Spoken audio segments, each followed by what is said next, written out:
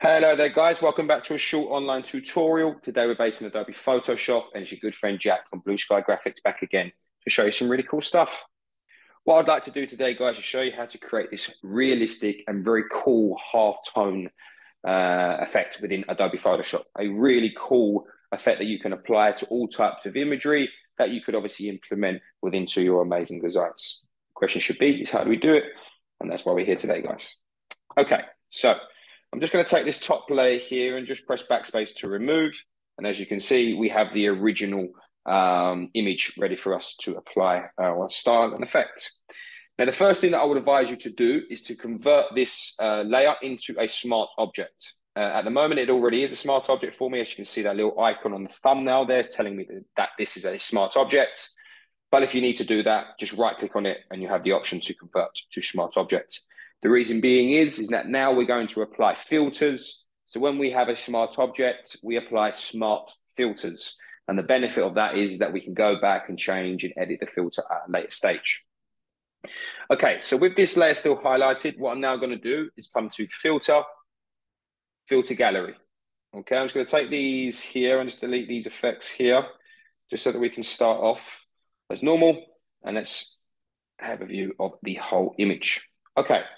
So the first filter that we would need to apply would be reticulation here, like so. Now I'm going to apply some certain numbers up here just to keep them in line with my effects. I would say keep the density around 0, keep the foreground level around 2, and the background level around 5. Now what we need to do is add multiple filters on top of this current one. How do we do that? We come to this one down here, and I'm going to come through and apply a new filter like so. Now, the next filter we need to apply is grain. And I'm going to come through here and let's say probably 20 there, and we'll leave the contrast at 50. The next filter I'd want to apply is the actual halftone effect filter, which is halftone pattern here, like so. Going to keep the contrast around 50, I would say. Now, for me personally, a small number on the size here is what I would like, but you can change that. I want to keep it to around 4, but obviously if you were to change that and put in, let's say 8, you can see you get more of a halftone feel, but I'm going to stick to around 4.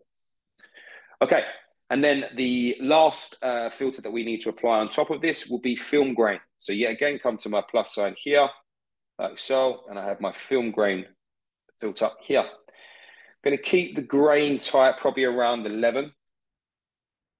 Let's say the highlight area around 18. And we'll keep the intensity around 2, I would say. And now let's press OK. And as you can see, guys, there we have the halftone effect applied to this image in Adobe Photoshop.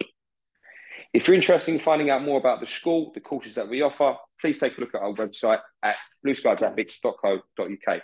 Thank you very much, guys. Take care, and I'll see you next time.